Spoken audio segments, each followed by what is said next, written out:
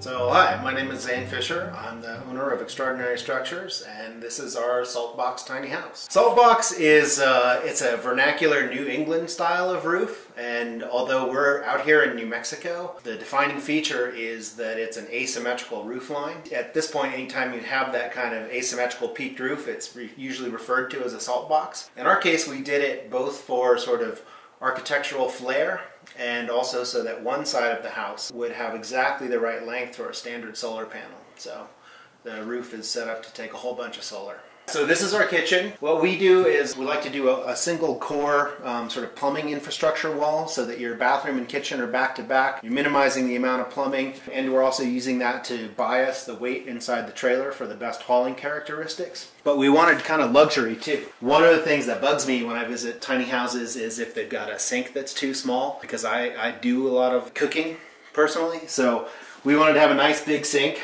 So this is bigger than you're going to have in some apartments. And then we have a sort of a diverse cooking ecosystem here, from a convection toaster oven to a 2-burner induction. But you could outfit this with a larger refrigerator and more of a standard stove and oven. But these are the options that we chose for this one. And we used a single piece stainless steel unit here. This fridge is a drawer. There's a drawer situation right here. So it just fits right into the counter. It's small, but it's very efficient. Lots of drawers, lots of storage. In fact, I sometimes think there's too much storage in this place. I think it's adaptable to any person's particular sort of needs, and you can really make it home. So the bathroom is, you know, it's bound to be small, right? It's in a tiny house like this, but we wanted a different characteristic. We have sort of a Scandinavian wood cabin style interior going on, and we wanted to sort of, you know, create a whole different environment.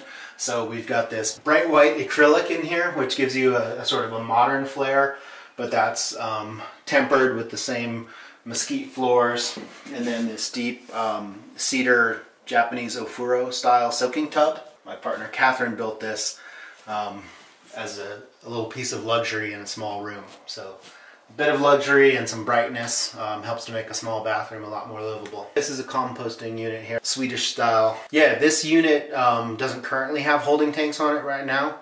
So what you would do is either tie it into a septic, or depending on your location, use a gray water system or add a tank. If, for example, like this unit will end up spending its life probably in New Mexico. You can do gray water, but your kitchen water is considered black water. So what we have pre-installed on the kitchen sink is a valve. So you could direct it to a tank, or if you're not using food, you could direct it to a gray water system. We like to avoid lofts whenever possible. They're enjoyable, but in a small space, we don't want to put too much weight up above or take up the nice airspace. But over the bathroom is a natural place to have a small loft. Can sleep up there, or a kid can sleep up there, a guest, or I think of it as kind of a reading nook. And we just have a ladder permanently mounted on the wall for a quick climb up there. And it turns out it's a nice space. A little reading light and a little outlet up there makes it pretty livable. The primary bed, we're using a horizontal Murphy or a wall bed system. So it just comes down right here. So what we do is we move this little fold-up rocker out of the way, and our furniture actually rolls, so we can move it to the side. All right. Just bring it out here, and this guy is what actually ends up supporting your bed, so that they're not in your way when you get out of bed in the middle of the night. You don't end up kicking the furniture here. You've got a little reading light, outlets at bed height, and you're right next to the window. So for me, this is more enjoyable than a loft. What we do here at Extraordinary Structures is a panelized construction system. We do a computer model of anything that we're going to build.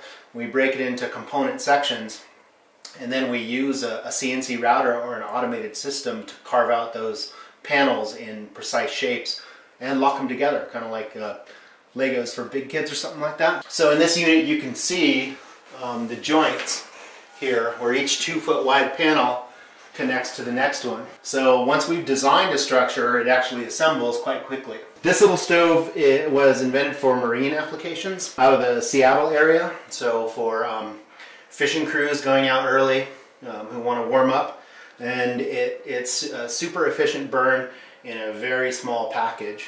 So that's why we like this stove. It's really in here as kind of showing off that there's room for luxury even in a small space. Primary heating and cooling in this unit is done with a mini split, so you don't actually need heat, but it's pretty nice, especially in the winter. Get back from a day of skiing or snowshoeing or just hard work and be able to light up a little fire. Kind of adds that something special that makes you feel like tiny house living is a luxury rather than something that you're giving something up for. Is there anything you wish you would have done differently with this build? There are some small things, just in the ways we've configured some of the drawers. So I think we've changed some ideas about that.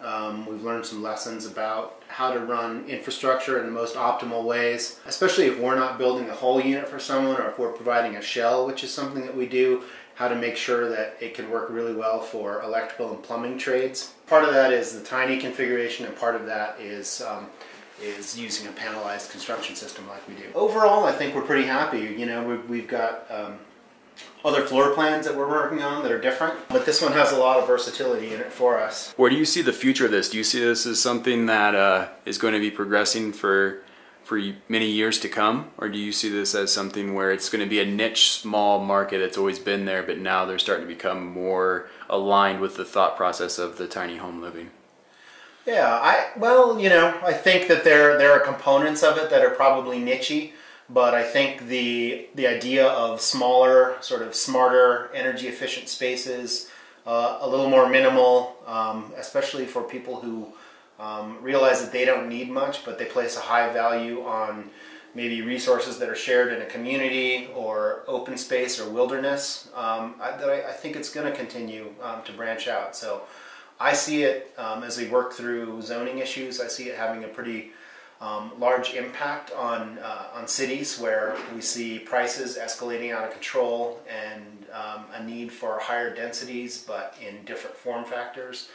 And I see it as a way to add to a sort of healthy housing ecosystem overall as we move forward. So I think there's a place for it, and as we see, we're doing a panelized system that allows for sort of rapid assembly, and there are other people out there who are not just building small, but also innovating in the housing construction area. And so to see companies coming up like that is exciting, and I think it does point to the